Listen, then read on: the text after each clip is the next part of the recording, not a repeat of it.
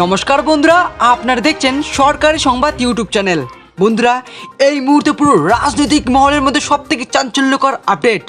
সাগরদিঘির কংগ্রেসের বিধায়ক বাইরন বিশ্বাস তিনি কংগ্রেস ছেড়ে তৃণমূলে যোগদান করলেন। হ্যাঁ বন্ধুরা, আপনারা একদম ঠিকই শুনেছেন, গতকালকেই বাইরন বিশ্বাস তিনি কংগ্রেস ছেড়ে তৃণমূলে যোগদান করলেন। তবে বন্ধুরা, বর্তমানে হয়তো আপনাদের মনে একটাই প্রশ্ন ঘুরপাক খাচ্ছে যে বাইরন বিশ্বাস কেন একজন বিধায়ক হওয়া সত্ত্বেও কংগ্রেস ছেড়ে তিনি তৃণমূলে যোগদান করলেন। তো আসুন বন্ধুরা, এবার আমরা বাইরন বিশ্বাসের নিজের মুখে শুনে নিচ্ছি যে তিনি কেন এরকমটা করলেন।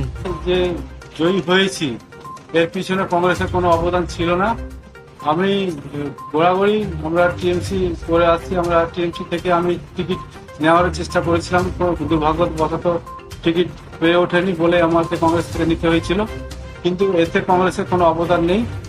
আর যদি অবদান থাকতো তো 2021 সালে কোনো একটা সিটও কেন জিততে পারেনি। যদি আমাকে মানে বিশ্বাসঘাতকতা করেছি, আমি যদি এই ধরনের কথা বলে থাকে তাহলে এটা ওনার পার্সোনাল ব্যক্তিগত, এটা জনগণের জবাবটা ভালো দিতে পারবে যে আমি বিশ্বাসঘাতকতা করে থাকলে আগামী দিনে আমি জয়ী হতে পারবো কিনা সেটা জনগণ ভালোভাবে বুঝিয়ে দেবে। এবং আমার দৃঢ় বিশ্বাস যে আমি আজকে টিএমসি জয়েন করার পরে আরো বিপুল ভোটে জয়ী হব। তো বন্ধু, আপনারা শুনতেই পারলেন যে সাগরদিঘির বাইরন বিশ্বাস তিনি কংগ্রেসের বিধায়ক হওয়া সত্ত্বেও কেন কংগ্রেস ছেড়ে তৃণমূলে যোগদান করলেন। তো আসুন এবার আমরা এই ব্যাপারটা নিয়ে অভিষেক বন্দ্যোপাধ্যায় কি বললো তার মুখে এবার শুনে নিচ্ছি।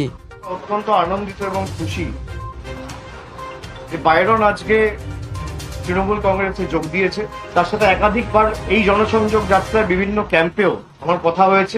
মমতা বন্দ্যোপাধ্যায়ের উন্নয়নমূলক যে কর্মযজ্ঞ তাকে সামনে রেখে এবং তৃণমূল কংগ্রেসের মতাদর্শকে সামনে রেখে তৃণমূলের লড়াই সংগ্রাম এবং সর্বোপরি মানুষের জন্য যে কাজ করার মানসিকতা, জাতি দলমত নির্বিশেষে, এবং বিজেপির বিরুদ্ধে যাতে আগামী দিন তৃণমূলের লড়াইটা সর্বাত্মক হয় এবং বাংলার লড়াইটা সর্বাত্মক হয়, সেই কারণে আজকে তৃণমূল কংগ্রেসে যোগদান করলেন। আমি বাইরনের হাতে পতাকা তুলে দিয়েছি এবং তৃণমূল পরিবারে তাকে স্বাগত জানিয়েছি।